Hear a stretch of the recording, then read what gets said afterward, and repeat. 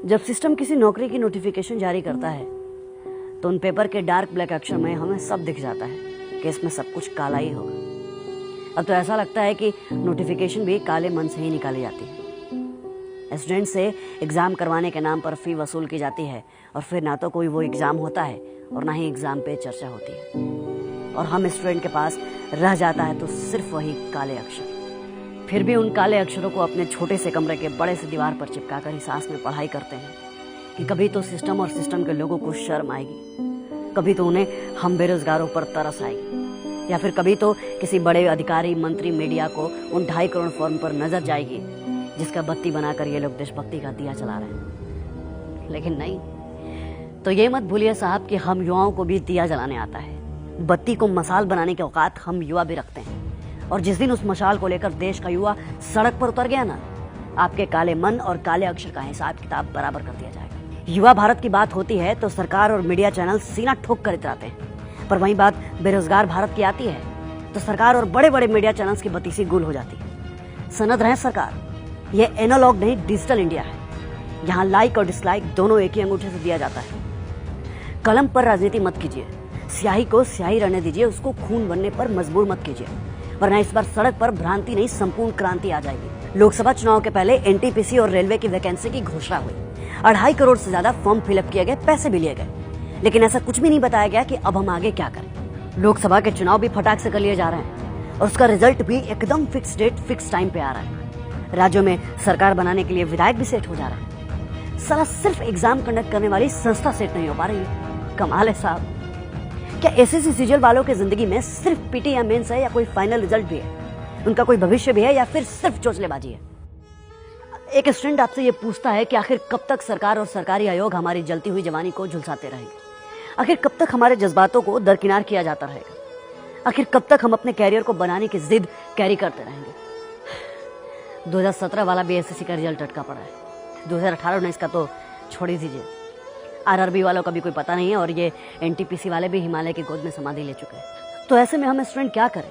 किससे कहें, कहाँ जाएं? कमजोर क्या आपको सिर्फ रेलवे और एसएससी वाले ही मिले?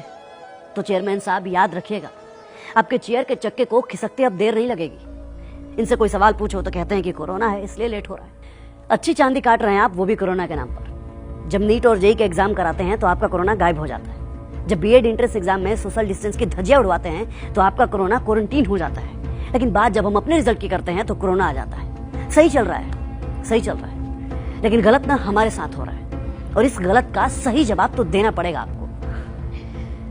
देखिए साहब, हर चीज की ना एक लिमिट होती है। पेशेंस का भी पेशेंस होता है, और अब ना लिमिट भी लिमिट क्रॉस कर चुका है। इस देश का युवा चोट से ज्यादा वोट को प्रेफरेंस देता है, और जिस दिन अपने इंडेक्स फिंगर से ईवीएम पर प्रेस कर दिया ना, तो आपका बिका हुआ प्रेस भी कहीं का नहीं रह जाएगा। और मीडिया वालों की क्या बात करें साहब, वो तो शर्म को हॉर्लिक्स और ग्लूकोन डी में मिला के पी गए हैं। इन्हें देश की बेरोजगारी, युवाओं के टूटते हौसले और हम स्टूडेंट के बिखरते सपनों से कोई लेना देना नहीं है। मीडिया में चीन के माल के बहिष्कार की खबर चल रही है, पर इसी देश में हम युवाओं को, हम स्टूडेंट को बहिष्कृत किया जा रहा है। इससे किसी को कोई लेना देना नहीं। इन्हें दलित, हिंदू, मुस्लिम, ब्राह्मण सबकी खबर है, सिर्फ हम बेरोजगार स्टूडेंट की कानों कान खबर नहीं। तो बताइए ना साहब, हम आपका बाइकआउट क्यों ना करें, जब आपने हमें सालों से बाइकआउट करके रखा है?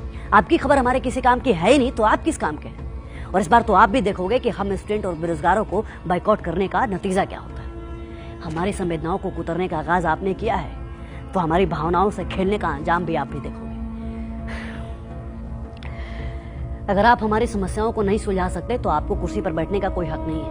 और हाँ, आपके सिस्टम में जो दीमक लगा है ना, उसे साफ कर लीजिए अब भी, क्योंकि एक न एक दिन इसका हिसाब तो आपको देना होगा।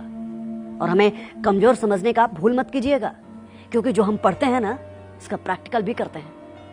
हमें अपने अधिकारों को छीनने पे मजबूर मत कीजिए, क्योंकि हमें लोकतंत्र भी अच्छे से आता है और क्रांति भी। याद रखिएगा, जिस दिन देश का युवा पढ़ाई लिखाई छोड़ क्रांति पे उतर गया ना, आपके लिए बहुत मुश्किल हो जाएगी। सिस्टम की कुर्सी चरमरा जाएगी आपकी। और ये मत भूलिए कि लोकतंत्र में सत्ता का नशा ज्यादा दिन तक नहीं रहता, क्योंकि जो लोक है वही तंत्र है। क्यों तरसता है तू बंदे, जल्दी ही बदलेगा मंजर। झांक ले तू एक दफा बस दिल से अपने दिल के। ओ सिकंदर, ओ सिकंदर, ओ सिकंदर।